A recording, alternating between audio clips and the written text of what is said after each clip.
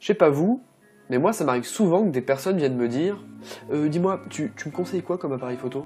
Dis-moi, c'est quoi le meilleur appareil pour toi? Alors Nico, je vais m'acheter un appareil photo, j'ai besoin de conseils. Même si ça me fait plaisir qu'on vienne me poser la question, je dois reconnaître que les réponses sont un peu toujours les mêmes. Voici donc ma méthode pour vous aider à choisir votre premier appareil photo.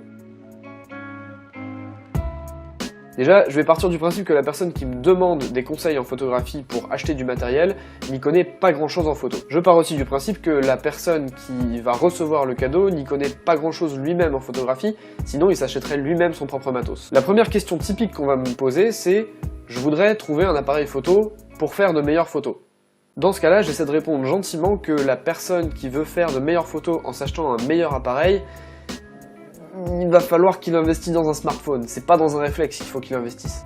Et en plus, un nouveau smartphone, il pourra téléphoner avec. Le deuxième cas le plus intéressant, c'est si la personne veut réellement apprendre la photo. Je dirais même que là, l'idée d'acheter un réflexe ou un appareil un peu plus évolué permettra à la personne d'aller plus loin dans sa pratique photographique, et ça c'est une bonne chose.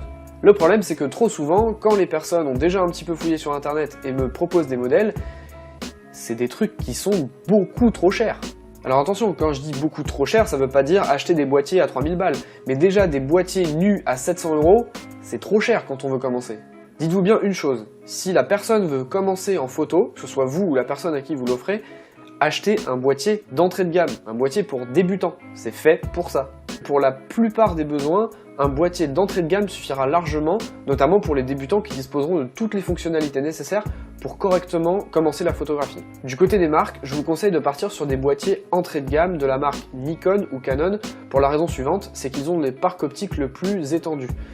Ça veut dire que si jamais la personne à qui vous l'offrez ou vous-même vous voulez évoluer en photographie, vous aurez tout le loisir de choisir parmi un parc optique qui est assez étendu et clairement bien fourni avec plein de gammes pour différents budgets. Il y a vraiment de quoi faire. Très honnêtement, le 18-55, c'est quelque chose de standard, c'est avec ça que je filme actuellement et mon boîtier que j'ai depuis 4 ans.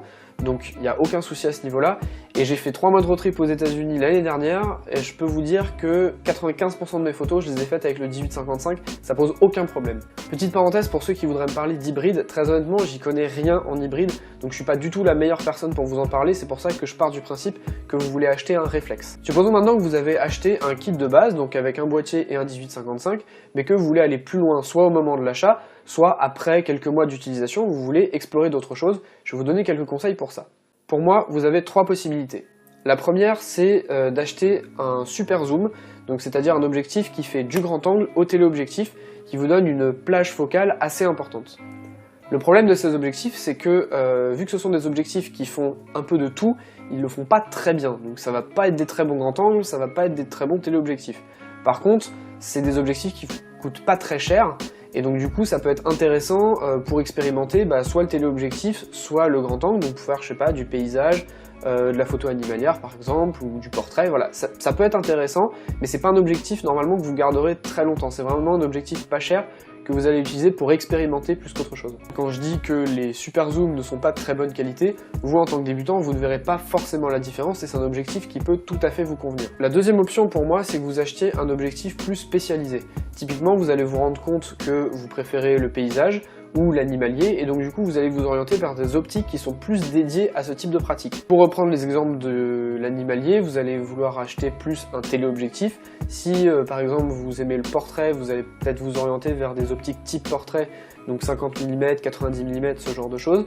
Et si vous aimez plus le paysage, vous allez peut-être plus vous orienter vers des optiques grand angle, donc des 8, 11 mm par exemple. La dernière option pour moi que vous pourriez avoir et qui n'est pas la moins intéressante, c'est d'acheter un 35 mm f1.8. Avec le boîtier d'entrée de gamme que vous aurez acheté, vous aurez un équivalent 50 mm et vous pourrez expérimenter une des focales qui est assez connue en photographie avec un maximum de qualité possible. Je vous conseille également cette optique pour son prix relativement modéré. En général, vous trouverez cet objectif 35 mm f1.8, vous le trouverez à moins de 200 €, entre 150 et 200 € à peu près, ce qui vous permettra d'expérimenter de la très bonne qualité à moindre coût. D'ailleurs, j'en profite pour vous dire que j'avais fait un article à ce sujet, je vous mets le lien dans la description. Voilà, c'est tout pour moi et j'espère que cette vidéo vous aura vraiment aidé à y voir un peu plus clair et à éviter des discours de certains vendeurs peu scrupuleux.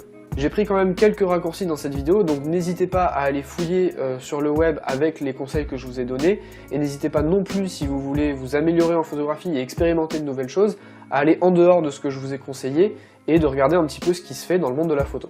En attendant, je vous dis à bientôt sur YouTube ou sur worldshyrock.fr. Salut!